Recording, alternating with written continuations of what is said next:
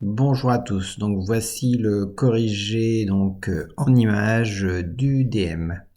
Donc que vous dit l'énoncé? Donc H&M commande une nouvelle robe pour son enseigne. Le bureau d'études établit les éléments suivants où N désigne le nombre de robes.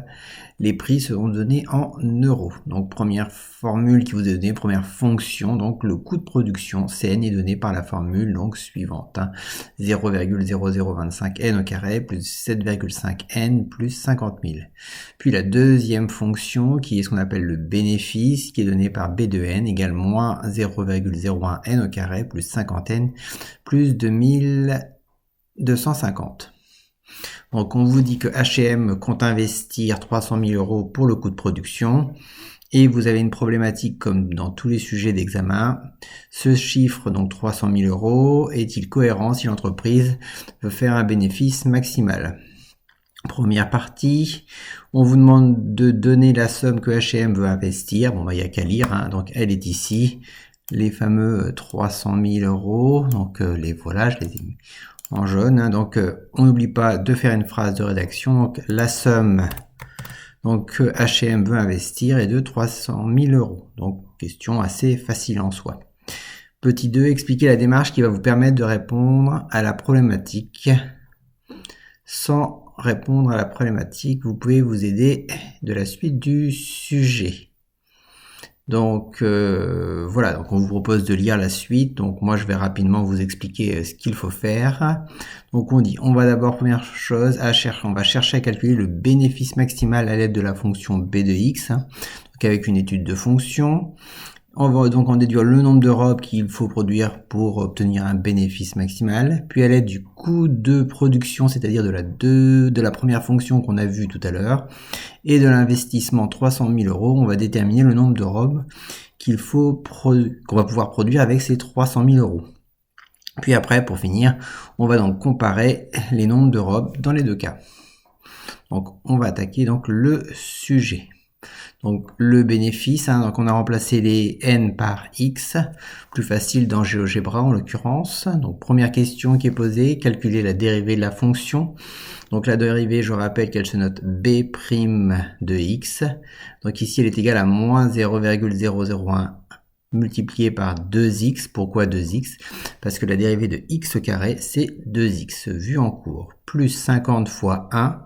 Pourquoi fois 1? Parce que la dérivée de x, vue en cours aussi, c'est 1.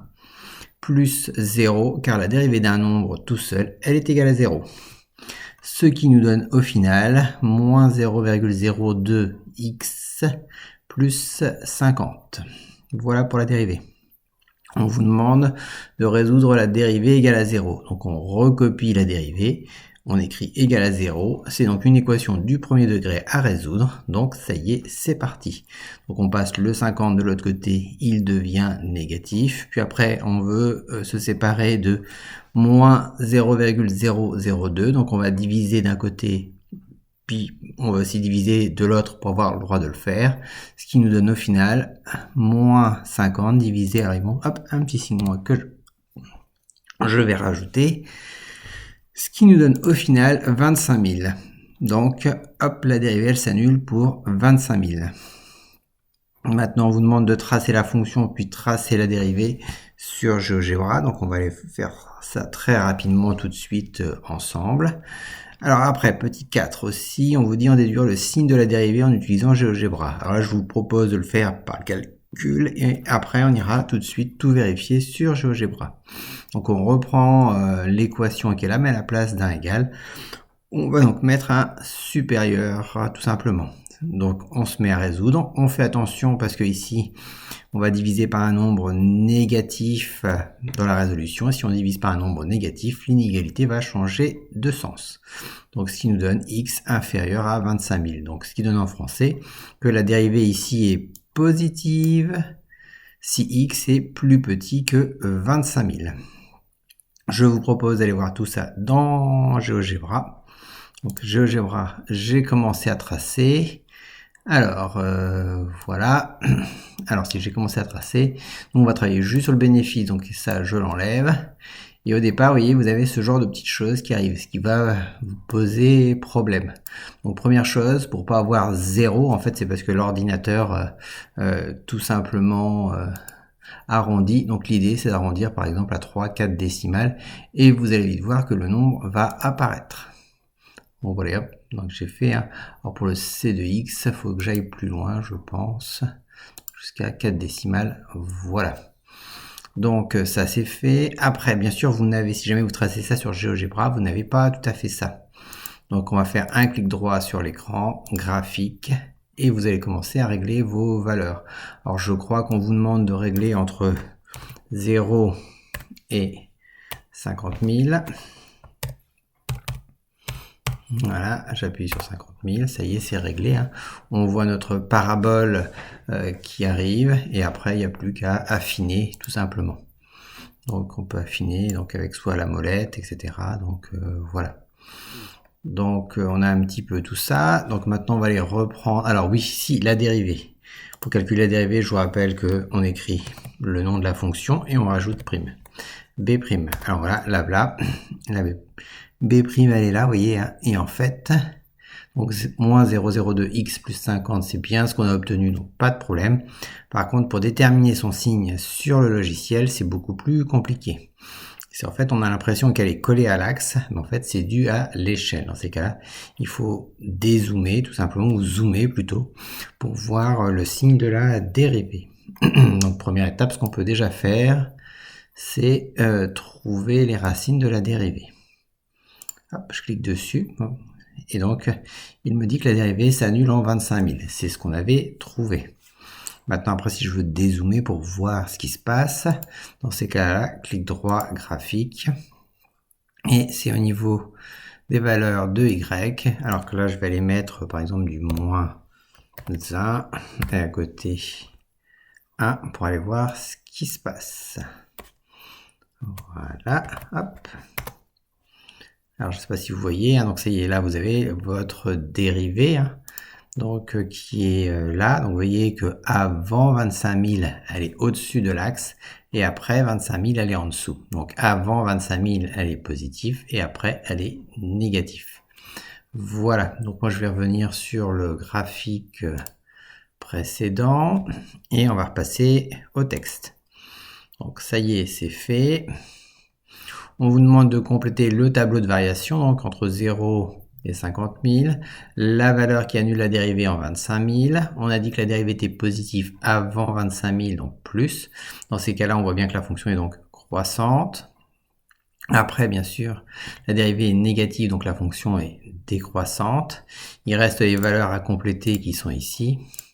Donc on peut faire ça directement avec GeoGebra. Donc pour faire ceci, on veut B entre parenthèses de 0 et entre 2250. On veut aussi B 25 000. Voilà, on trouve 627 250 et on veut le dernier B entre parenthèses 50 000. Voilà, et on trouve les 2250. Donc on va compléter ça tout de suite dans le tableau. 2250, voilà. Hop, et je vais placer le dernier. 2250. Et celui qui va là, alors c'était 627 000. Je crois 520, on va aller le vérifier. Non, si c'est 250. Voilà, ça c'est fait. Donc ça y est, vous avez votre tableau de variation. Il n'y a plus qu'à répondre aux petites questions qui se trouvent juste en dessous. Donc à l'aide du tableau donc de variation qui se trouve là, ou du signe de la dérivée, décrire les variations du bénéfice sur l'intervalle 0,50 000. Bon, on voit bien que le bénéfice entre 0 et 25 000 robes, le bénéfice augmente jusqu'à un plafond de 627 250, puis de 25 000 à 50 000, le bénéfice va diminuer. Donc voilà, donc on vous demande les variations. Quand on parle de variation pour des fonctions, on parle de fonction croissante sur l'intervalle 0, donc 25 000, et la fonction est décroissante sur l'intervalle 25 000, 50 000. Dernière petite question sur cette partie-là.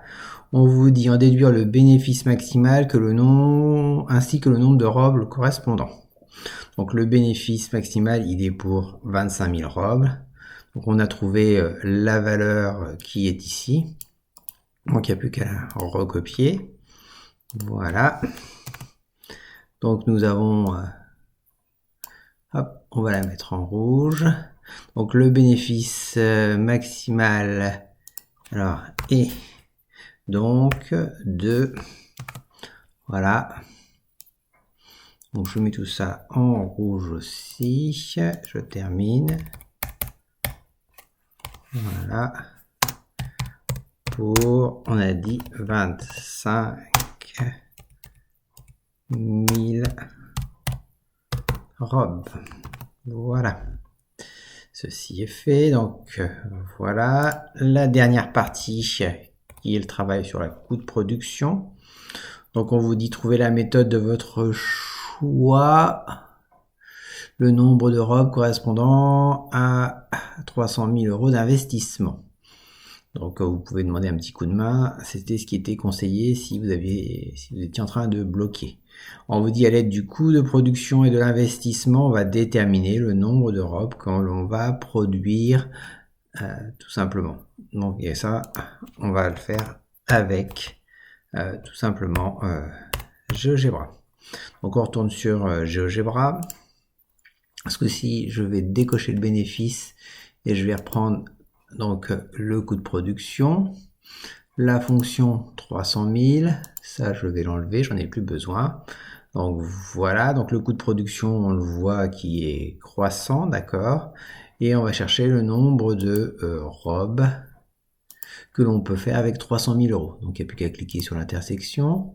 On est en train de trouver, alors toc toc, s'il veut bien me le trouver. Voilà. Donc c'est le point D. Donc le point D, ça veut dire qu'avec 300 000 euros, on va donc pouvoir fabriquer 20 000 robes. Donc voilà. Hein.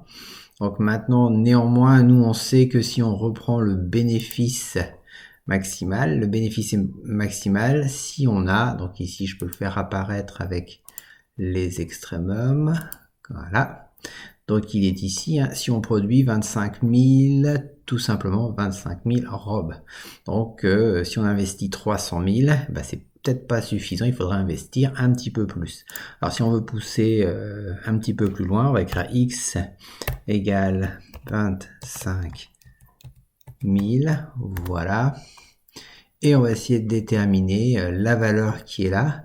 Donc en x égale 25 000 avec l'intersection de cette fonction et de ceci. Alors hop, est-ce qu'il me l'a trouvé? Je sais pas. Voilà, et là, hop. Alors, oui, 25 000. Voilà, donc ça fait 627 250, ça c'était le bénéfice maximal. Donc voilà, ce qui m'intéressait, c'était l'intersection de celle-ci et celle-là.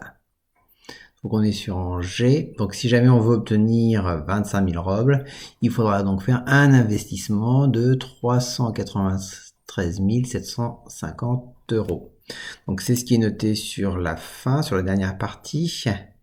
Donc pour obtenir un bénéfice maximal, il faut produire 25 000 robes. Or avec 300 000, on va en produire que 20 000.